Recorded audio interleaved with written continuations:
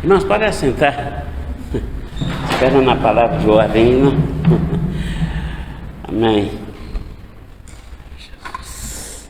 Enquanto isso, você pode abrir sua Bíblia aí em João capítulo 17.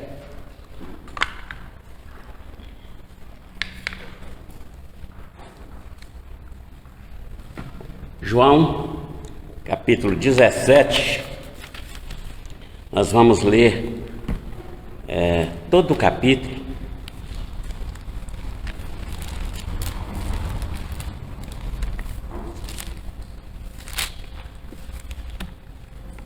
João 17, diz assim a palavra: Tendo Jesus falado estas coisas, levantou os olhos ao céu e disse: Pai, é chegada a hora, glorifica teu Filho, para que o Filho te glorifique a ti, assim como lhe conferiste autoridade sobre toda a carne, a fim de que Ele conceda a vida eterna a todos os que lhe deste. A vida eterna é esta: que te conheçam a ti, o único Deus verdadeiro, e a Jesus Cristo, a quem enviastes. Eu te glorifiquei na terra, consumando a obra que me confiaste para fazer. Agora glorifica-me, ó Pai, contigo mesmo, com a glória que eu tive junto de ti, antes que houvesse mundo. Manifestei o teu nome aos homens que me deste do mundo. Eram teus, tu nos confiaste, e eles têm guardado a tua palavra. Agora eles reconhecem que todas as coisas que me tens dado provêm de ti, porque eu lhes tenho transmitido as palavras que me deste, e eles a receberam e verdadeiramente conheceram que saí de ti, e creram que tu me enviaste. É por eles que eu rogo, não rogo pelo mundo, mas por aqueles que me deste, porque são teus. Ora, todas as minhas coisas são tuas, e as tuas coisas são minhas, e neles eu sou glorificado. Já não estou no mundo, mas eles continuam no mundo, ao passo que eu vou para junto de ti. Pai Santo, guarda-os em teu nome, que me deste, para que eles sejam um, assim como nós. Quando eu estava com eles, guardava-os em teu nome que me deste, protegi-os, e nenhum deles se perdeu, exceto o filho da perdição, para que se cumprisse a Escritura. Mas agora vou para junto de ti, e isto falo ao mundo, para que eles tenham meu gozo completo em si mesmos. Eu lhes tenho dado a tua palavra, e o mundo os odiou, porque eles não são do mundo, como também eu não sou.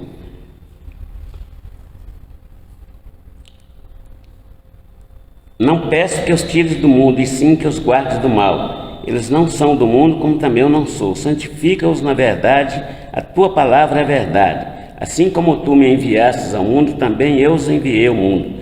E a favor deles eu me santifico a mim mesmo, para que eles também sejam santificados na verdade.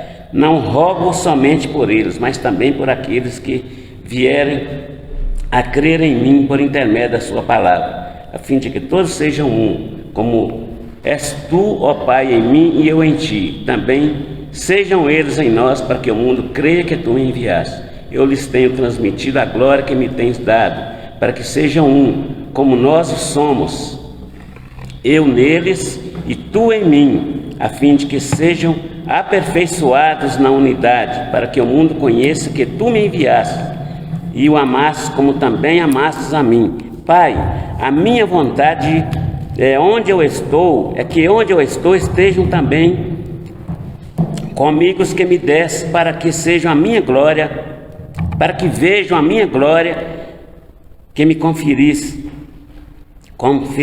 porque me amaste antes da fundação do mundo. Pai justo, o mundo não te conheceu, eu porém te conheci, e também esses compreenderam que tu me enviaste. Eu lhes fiz conhecer o teu nome, e ainda o farei conhecer, a fim de que o amor com que me amaste esteja neles e eu neles esteja.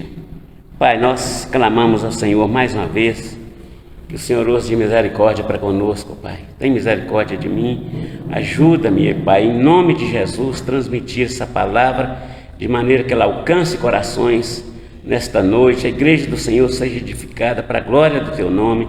Em nome do Senhor Jesus. Amém.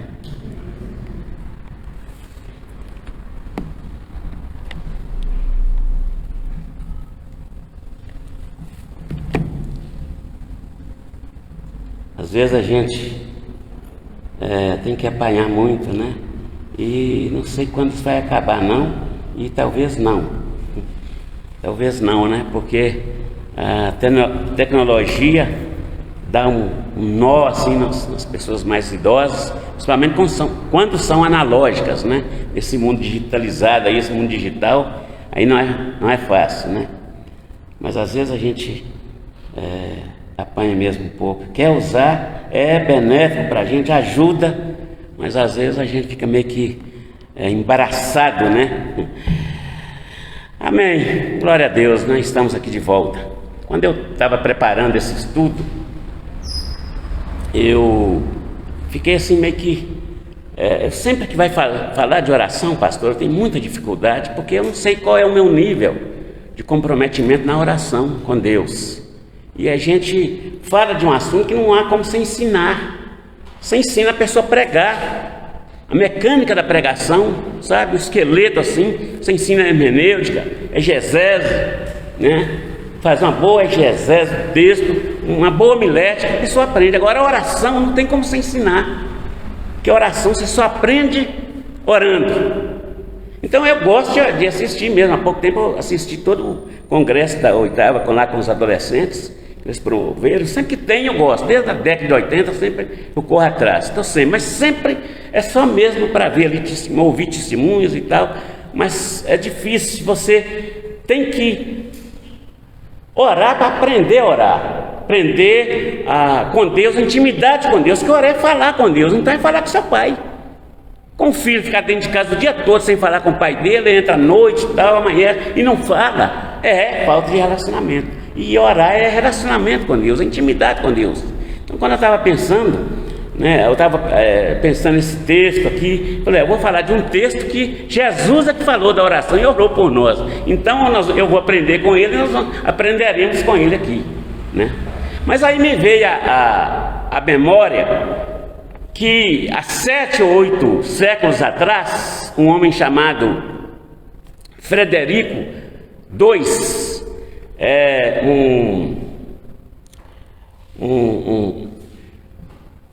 um imperador sacro romano, germânico, e ele fez uma experiência com algumas crianças. Ele pegou algumas crianças e as colocou em um ambiente, e ele pediu que as amas, que as mães de criação, ou seja, as enfermeiras, cuidasse, desse banho, cuidasse dessas crianças, mas não falasse com elas,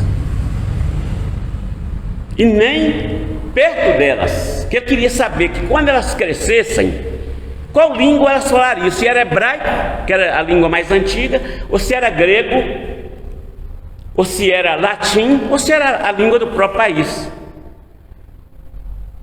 E foi interessante que as crianças, elas aprenderam os gestos, porque as pessoas faziam gestos. E eu fiquei pensando nessa situação. Frederico, ele assim, é uma semelhança do diabo, é o diabo. O diabo não quer que você fale com Deus, que você ouça Deus. Para você não aprender a linguagem, eu fico esperando qual a linguagem que você vai falar então. Se você não fala com Deus, se você não ouve Deus, qual é a linguagem que você vai falar? Ele fica esperando qual é a linguagem. Não tem ninguém inteirando assim com Deus, vai falar um negócio aí, uma gesticulação aí do diabo. Ele fica, sabe, por isso que a oração, todo mundo fala assim, é muito difícil orar. As pessoas não querem orar porque tem algo atrás impedindo-as de orar, porque você vai ouvir a voz de Deus, vai complicar para o diabo. Aí ele coloca as pessoas em qualquer coisa assim, para distraí-las, e elas não ouviam a voz de Deus, e ficar sem falar com Deus, e ficam aí, como Paulo diz, crianças ainda, espiritualmente falando, crianças, leite vos dê a beber, não desenvolvem nunca. Porque o homem, nós somos sócios, ou seja, seres sociais.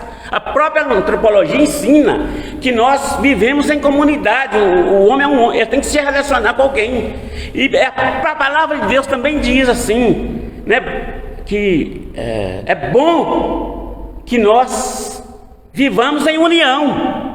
Como é bom e agradável os irmãos viverem em união, porque tem que interagir-se, tem que relacionar-se.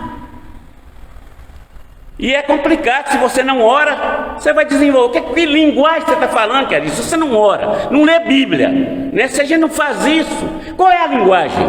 O que a gente está aprendendo aí, nesse mundo corrompido e pervertido? E aqui na oração do Senhor, eu achei interessante essa oração, eu acho ela, aliás, interessante, porque é a oração por si mesmo, Jesus mostrando que ele orava por ele mesmo. Você imagina, Jesus orava por ele mesmo, ele orava. E ele orou por nós. Isso me deixou, de uma certa forma, confortável, porque se dependesse de mim, por isso que eu gosto da teologia reformada, que depende de Deus e não de mim, não posso comungar com a teologia da libertação, que tudo depende do homem como se não dependesse de Deus, mas eu dependo de Deus como se nada dependesse de mim. Que se dependesse do Carlos para sobreviver nesse mundo, sendo um bom cristão, eu estava no sal, eu não ia conseguir. Por isso que Deus me dá graça, e aqui nesse capítulo, Jesus mostra isso. Jesus olhou para o céu e orou: Pai, chegou a hora, estava vindo lá no tabernáculo para ir lá para o Getsemane, já estava a caminhada dele ali, e ele começava então a pedir a Deus aqui que tivesse misericórdia.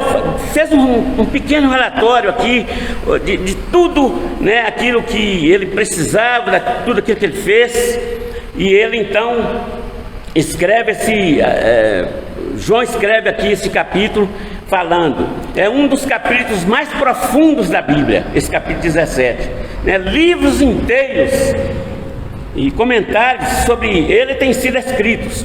Thomas Manton, que era um puritano no passado, por exemplo, ele era um capelão de Oliver Cromwell, e esse homem diz que ele escreveu, aliás, ele pregou 45 sermões só nesse capítulo, pastor. Que orientação divina, né? Quando eles foram publicar, ou aliás, escrever os sermões dele, passar para um livro, foram 450 páginas. De meras 350 palavras, um livro de 450 páginas, né? E logo, a gente percebe aqui que depois de orar por si mesmo, para que fosse glorificado na cruz, Jesus ora por seu povo. Ele orou por seu povo, porque tem propósito para o seu povo, para a sua igreja. Qual é o propósito? Primeiro propósito de Jesus, na oração dele, é para que ele ora para que houvesse verdade na igreja, né? Ele ora pela verdade da igreja. A igreja tem que ser verdadeira. A gente vê aqui ele pedindo literalmente que o Pai guarde o seu povo, ou melhor, fiéis ao seu nome. O verso 12 diz assim: quando eu estava com eles, guardava-os em teu nome, que me deste, e protegi-os, e nenhum deles se perdeu, exceto o filho da perdição, para que se cumprisse a escritura. No verso 12, estava pedindo para aqueles que fossem fiéis ao seu nome. É uma oração para que o povo seja fiel à revelação da palavra de Deus que receberam, que a igreja recebeu, fosse fiel a essa revelação. E lá em Hebreus capítulo 12, verso 28, Hebreus 12, 28 diz assim: Por isso, recebendo nós um reino inabalável, retenhamos a graça pela qual sirvamos a Deus de modo agradável, com reverência e santo temor. Um reino inabalável que nós recebemos do Senhor, pela graça do Senhor. É isso que Deus, que Jesus espera de nós, uma igreja que seja fiel, seja verdadeira, uma igreja que se comprometa com Ele, na verdade, pregar a verdade, somente a verdade. Que o mundo ouça essa verdade, e não uma pregação extraviada, vamos dizer assim, né? Distorcida do Evangelho. E em segundo lugar, segundo o propósito de Jesus para com a igreja, Ele ora por santidade da igreja. Sua oração não é que sejamos retirados do mundo, mas que enquanto no mundo sejamos livres do mal. Essa é a oração dele. Ele não pediu, ó pai, tira esse, porque não vão dar conta. Não, mas que permanecêssemos no mundo, mas que fôssemos livres do mal, da maldade desse mundo, da perversidade desse mundo. Que existem perseguições sofisticadas e terríveis.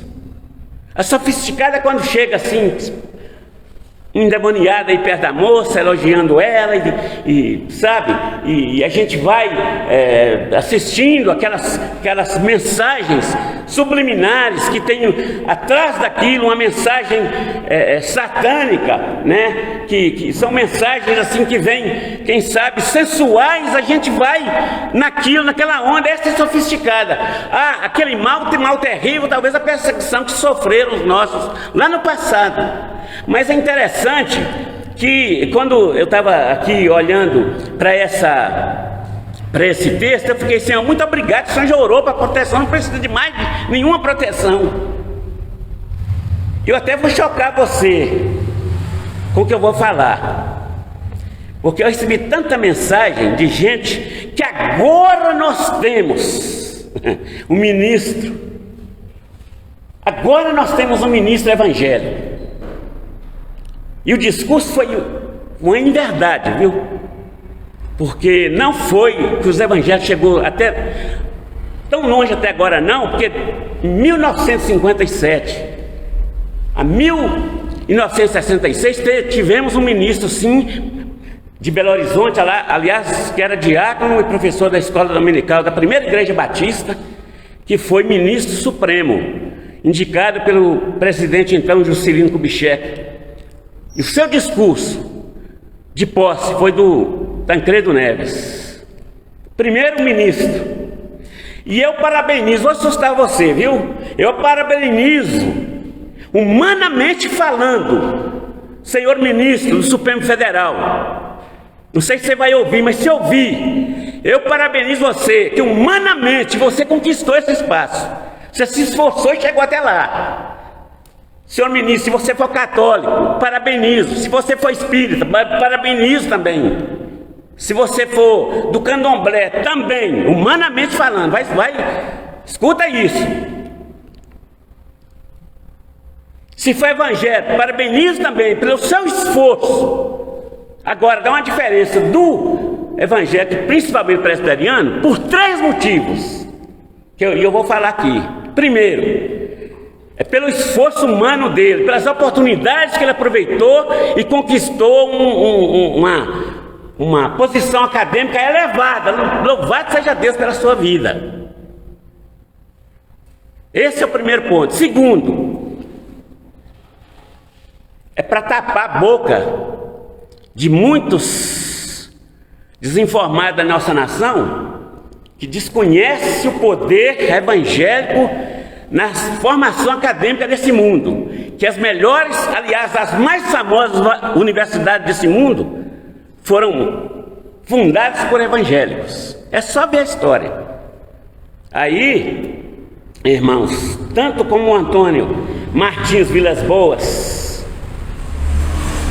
foi ministro, aplaudo também esse evangélico. Por quê? E a terceira coisa, porque se ele sendo dizimista, fiel, ele vai dizimar para a igreja que sendo fiel, o seu dízimo, que deve ser um dízimo bom, e as ofertas boas vão chegar ao Supremo Concílio, e aí vai terminar nesse quadro que o pastor sempre mostra aí para nós de missionários, ó. Viu, querido?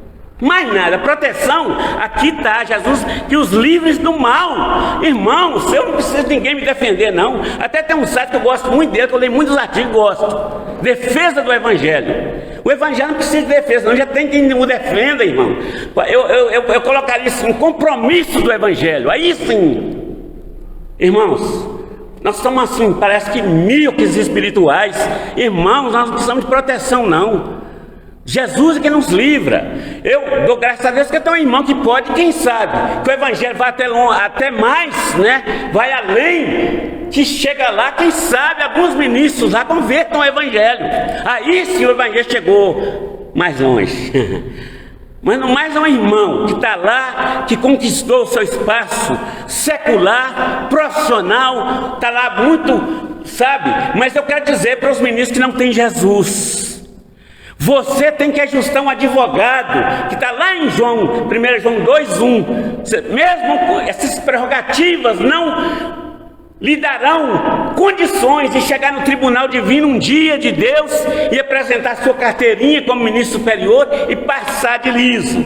Tem que fazer com qualquer um analfabeto, o mais pobre, o preto, o branco, e aceitar Jesus. Sabe, eu estou falando isso com uma autoridade eclesiástica, e estou usando a prerrogativa que eu tenho também de autoridade eclesiástica para falar isso, porque está na Bíblia, irmãos. E eu só confio que Deus sabe proteger a sua igreja. Quem protegeu o presbítero Geraldo Teodoro quando eles riscavam faca para matá-lo? Quem protegeu o apóstolo Paulo? Nós não precisamos de proteção de homens, não, irmãos. Por isso que eu fiquei indignado, mas não respondi nenhum. Vinha, mandava e tal, apagava, mas eu já tenho aqui uma oração feita mais de 2000 anos atrás para minha proteção. Louvado seja Deus! Louvado seja Deus! Viu, Hugo? Há 2000 anos atrás ela foi feita. E o que aconteceu de 2000 anos até agora? Agora, irmãos! Misericórdia! Misericórdia! Terceiro, Jesus ora pela missão da igreja. Assim como me enviaste ao mundo, eu os enviei ao mundo. Verso 18.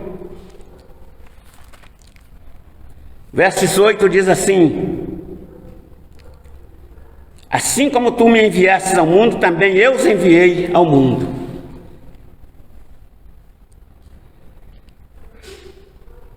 Esse é o terceiro propósito de Jesus, o envio da igreja. Além disso, ele faz de sua missão um modelo para a nossa. Jesus fez da missão dele um modelo para a nossa missão como igreja.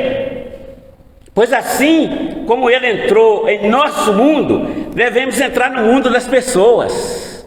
Ele entrou no nosso mundo, nós precisamos entrar. A missão autêntica é a missão encarnacional. Essa é a missão autêntica, entrar no mundo das pessoas. Aquilo que os pequenos grupos, aquilo que a Sheila falou aqui, a irmã, está entrando lá no mundo das colegas de trabalho do Fernandinho. Essa missão de pregar o Evangelho, de anunciar o Evangelho, é a transição do atracional para o encarnacional. Encarnar Jesus nas pessoas é sair do atrativo, que muitas vezes nós queremos atrair as pessoas, mostrar, vai lá, tem um churrasco, tem um negocinho, aí o cara vai perguntar, então uma cervejinha também, não bebe, vamos dar um jeito. É como nós falamos para o pequeno grupo, vai lá, tem a palavra de Deus, não enganar as pessoas. E elas vão sabendo que vai ser encarnado nelas a palavra de Deus. A igreja encarnacional se importa mais com a colheita do que com o celeiro. Está preocupado com vidas. Não é de enfeitar tempo para atrair as pessoas. Esse é o objetivo, né? Em terceiro lugar, Jesus ora por esta missão da igreja. Missão autêntica, a missão encarnacional. Quarto lugar, Jesus ora pela unidade da igreja, que tem dois aspectos. Primeiro, trata-se de unidade com os apóstolos. Minha oração não é apenas apenas por eles, os apóstolos. Rogo também por aqueles que crerão em mim, por meio da mensagem deles, para que todos sejam um. O verso 20 e 21, que diz assim: não rogo somente por esses, mas também por aqueles que vierem a crer em mim, por intermédio de sua palavra, a fim de que todos sejam um, e como és tu, ó Pai, em mim, e eu em ti, também sejam eles em nós, para que o mundo creia que tu me enviaste. Todos. Deve ser uma combinação de eles e aqueles. Eu oro por eles, os apóstolos, mas oro por aqueles que hão de vir ainda, crer em mim, né? Então é a combinação de eles e aqueles. É uma oração para que haja uma continuidade histórica entre os apóstolos e a igreja pós-apostólica, para que a igreja em todas as eras seja genuinamente apostólica, leal ao ensino do Novo Testamento. Em segundo, é a unidade com o Pai e o Filho. Verso 21, veja essa unidade aqui no verso 21, né? A fim de que todos sejam um, como és tu, ó Pai, em mim, e eu em ti, também sejam eles em nós, para que o mundo creia que tu me enviastes. Portanto, aqui temos a dupla unidade pela qual Jesus orou: unidade com os apóstolos, uma verdade comum, e unidade com o Pai e o Filho, uma vida comum. Veja bem aqui a dinâmica da oração de Jesus. As estruturas são importantes, mas o mais importante, porém, é a unidade entre a verdade e a vida. Então essa, irmãos, é a caminhada, é a oração de Jesus para a nona igreja, na caminhada desse 2022 aí. São os propósitos que Deus tem para essa igreja, que seja realmente uma igreja que caminhe na verdade, que pregue a verdade, uma igreja que preze pela santidade dela, né? Através da oração e mostrando para o mundo que nós somos diferentes, entrando no mundo dessas pessoas, não na das pessoas, não fazendo com que as pessoas entrem para o Evangelho, mas é fazendo com que o Evangelho entre nas pessoas. Por isso nós estamos aí vendo, alguém diz que igrejas cheias de gente vazias e vazias de gente cheias. Está faltando a unção de Deus nas pessoas, para fazerem diferença. Um evangelho pregado aí, sabe, vendido com preço barato demais. O nosso foi caro, custou a cruz para Jesus. Esse é o propósito, que nesse ano de 2022 nós caminhemos na verdade, na santidade, né? Na unidade da igreja. É isso que Deus está querendo de nós: unidade com o Pai, com o Filho. E tenhamos, irmãos, uma igreja que seja diferente, uma igreja que não teme as forças do mal, porque Jesus já orou aqui para nossa proteção. Em Mateus 5:10 diz assim: bem-aventurados os que sofrem perseguição por causa da justiça, porque deles é o reino de Deus, é o reino dos céus. Bem-aventurados sois quando sois vós quando vos injuriarem, perseguirem, mentindo, disseram todo mal contra vós por minha causa. Exultai e alegrai-vos, porque é grande o vosso galardão nos céus, porque assim perseguiram os profetas que foram antes de vós. Você não quer galardão não, irmão? Meu filho, se está valendo galardão, vem perseguição, venha. Estou aqui em nome de Jesus, em nome de Jesus. É galardão. Eu fico pensando, as pessoas estão assim querendo, sabe, desvalorizando muito o preço do Evangelho, o poder do Evangelho. Bem-aventurados sois vós, quando por minha causa sois. O povo está querendo proteção para não ser perseguido, alguém que vai me defender. Irmão, já temos um para nos defender, glória a Deus, que já orou para isso. E esse ano nós vamos caminhar nesse propósito, para a glória do Senhor, glorificar o Senhor com a nossa vida, em nome de Jesus. Começando com a oração, e avançando também na oração. Não vamos perder o foco.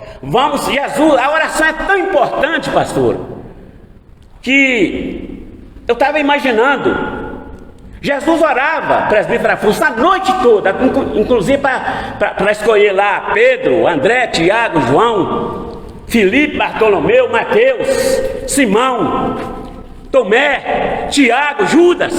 Para ele escolher, ele ficou a noite inteira. Ele conhecia, ele tinha vários discípulos, poderia escolher vários, mas ele foi até o Pai. Qual deles? E quem sabe, né?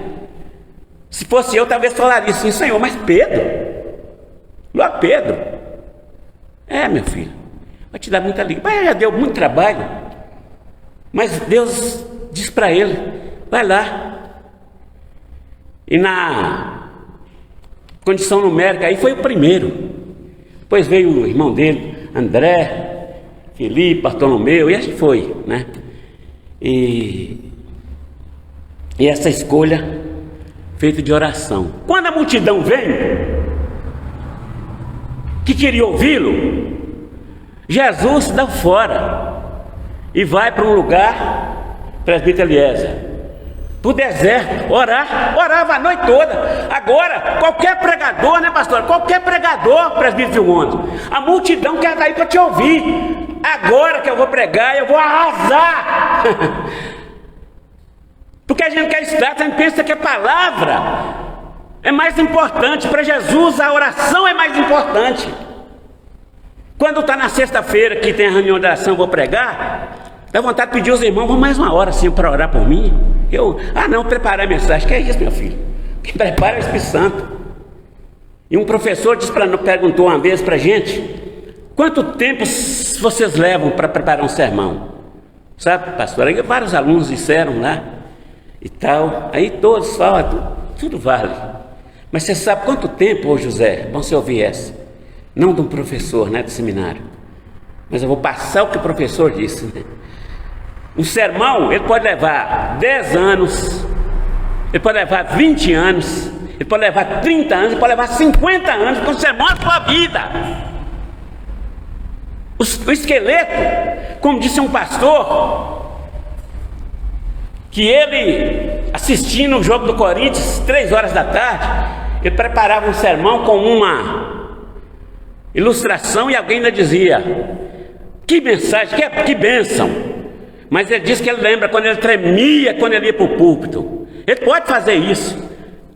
E se ele há 25 anos no ministério não soubesse preparar um sermão lá assistindo um jogo, é como uma pessoa que mexe com sapato, 25 anos, não sabe pregar um solado de sapato, ainda não aprendeu.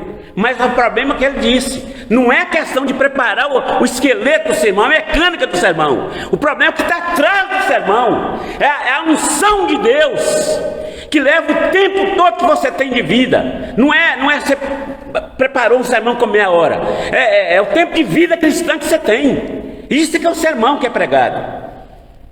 E Jesus tinha vida, podia levantar ali agora e pregar para a multidão, pregando para a multidão, vou orar, porque a oração é mais importante. Até para ler a Bíblia você tem que orar, pedir a Deus: venda os olhos do meu coração, desvenda, né, os meus olhos para que eu contemple as maravilhas da tua lei. Você tem que orar até para ler a Bíblia, para Deus dar compreensão, revelação. Mas muitos pregadores que não oram, acham que a Bíblia, a pregação é mais importante, que vai quem sabe, impressionar público, mas vai ficar só em palavras. Mas que Deus possa nos abençoar, que este ano nós tenhamos uma perspectiva diferente em relação à palavra do Senhor, à oração, para nós caminharmos dentro dos propósitos que Deus tem estabelecido para nós. Amém, irmãos? Pastor.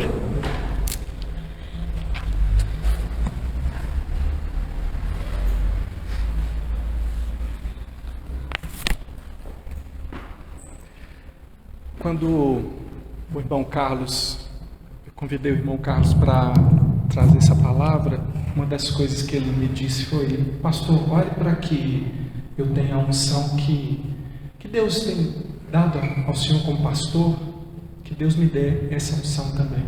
Que eu não imaginava que ele fosse dizer, primeira coisa, aquilo que eu sempre falo a respeito da oração. Oração não se ensina. Oração você tem que orar. A gente fica querendo, vocês viram o que o Carlos queria aqui, mano? E aí, e você, sacudir você, dizer assim, a oração maravilhosa, a oração da presença de Deus, você precisa experimentar isso. Prova aqui, sabe quando aquela pessoa prepara um prato especial e ela diz assim, não, o meu prazer não é fazer e comer, o meu prazer é quando os outros estão comendo aquilo que eu preparo. É isso que você acabou de ouvir agora. Eu disse, eu convidei o irmão porque eu sei que ele ora. Eu ganhei de presente de um irmão muito querido dessa igreja um livro dessa grossura aqui sobre oração. Ele sabia que eu orava e tudo. Ele falou, o pastor vai gostar muito desse. Eu perguntei qual o melhor livro que você tem aí na livraria, que eu quero dar de presente para o pastor, porque o pastor ele é uma pessoa de oração. E aí ele me deu o livro, eu agradeci muito. Irmãos, o livro está no plástico até hoje. Eu já falei para esse irmão, sabe aquele livro que você me deu? Está no plástico até hoje, mas eu vou te explicar por quê. Eu tenho certeza que, eu tendo uma oportunidade de ler, eu vou ser muito edificado com aquela leitura. Tenho certeza que foi uma pessoa de oração, de experiência na oração que escreveu. Se eu ler, vou ser muito abençoado. Mas eu estudo hermenêutica, eu estudo exegese, eu estudo doutrinas bíblicas, eu leio muitas coisas, mas oração, você tem que orar. Você só vai conhecer o poder de Deus, que você às vezes ouve falar, que você deseja, que você quer, o dia que você começar a orar. E é igual ensinar a orar, eu tentar te ensinar a namorar. Quem é adolescente aí, nunca namorou e tudo, fica pensando, como é que vai ser quando eu for namorar? O que eu vou falar? Todos nós que já namoramos, casamos, a gente também teve essa insegurança. O que eu vou falar? Porque é uma pessoa tão especial, eu não tenho assunto. Qual o assunto que ela vai gostar, que ele vai gostar, que a conversa vai estender? E aí ficar procurando o assunto. O que o irmão fez aqui foi dar alguns temas. Vou ensinar, chega um jovem para ele, pode perguntar, tá bom? Pastor, como é que é esse negócio aí de namorar? Pode perguntar, a gente é mais velho, a gente começa. Mas é o que o presbítero acabou de falar aqui, ó.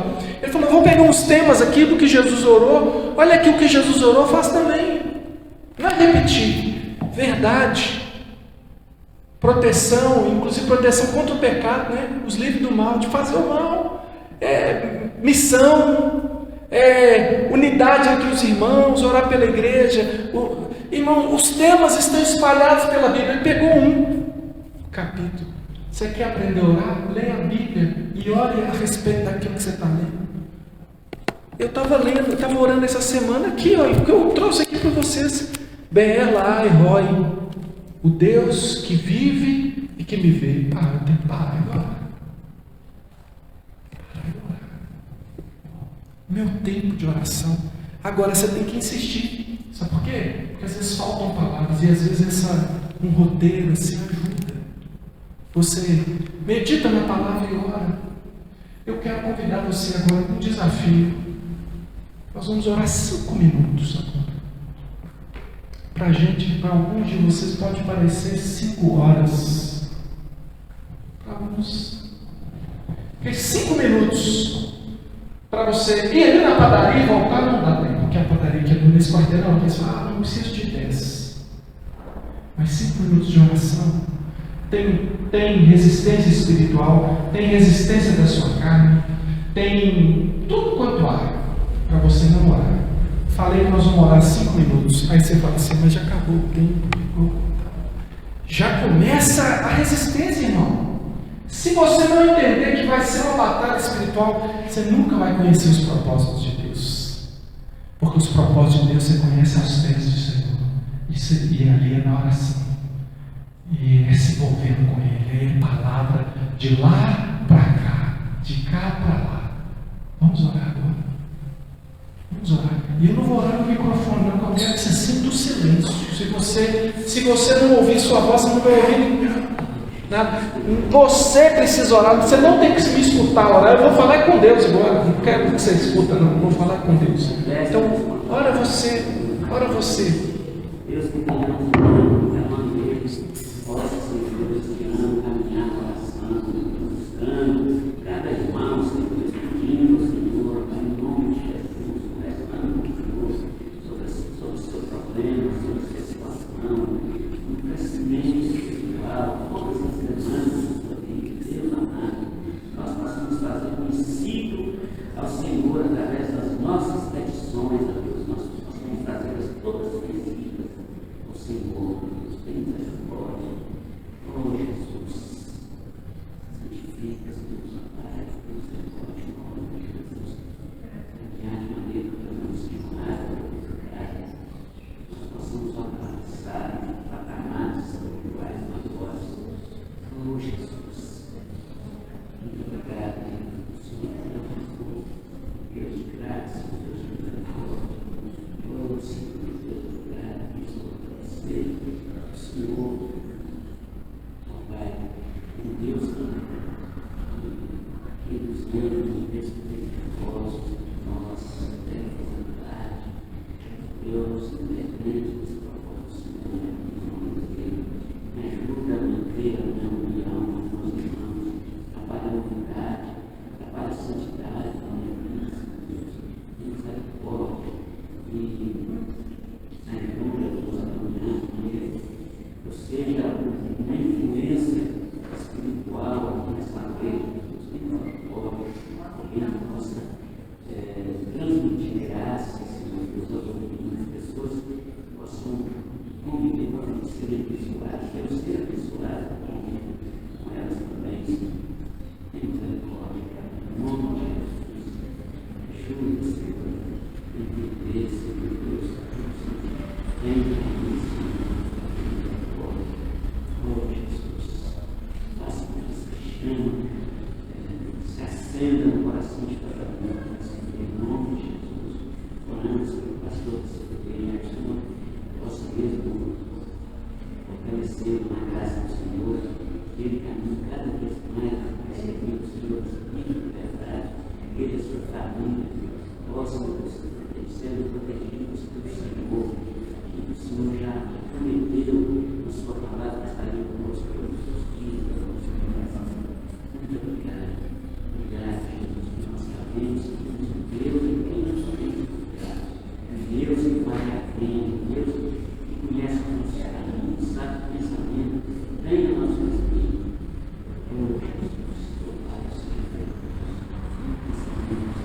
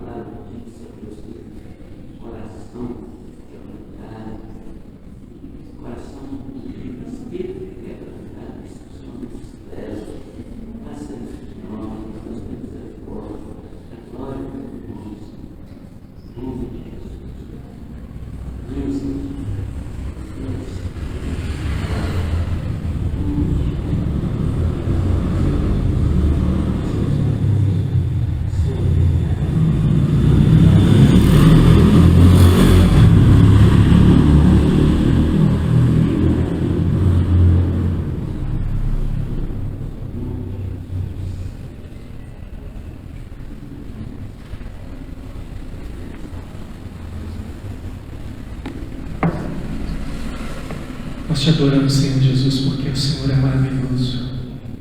Nós queremos a tua presença, queremos estar aos teus pés, Senhor. Queremos aprender essa caminhada. Ali, aos teus pés, nós queremos ouvir o que o Senhor tem a dizer, queremos receber orientação do Senhor. Esse é o nosso desejo, é o nosso pedido. Deus, orienta-nos. Ó Deus, que o Senhor nos ajude a ter um tempo de qualidade, Pai.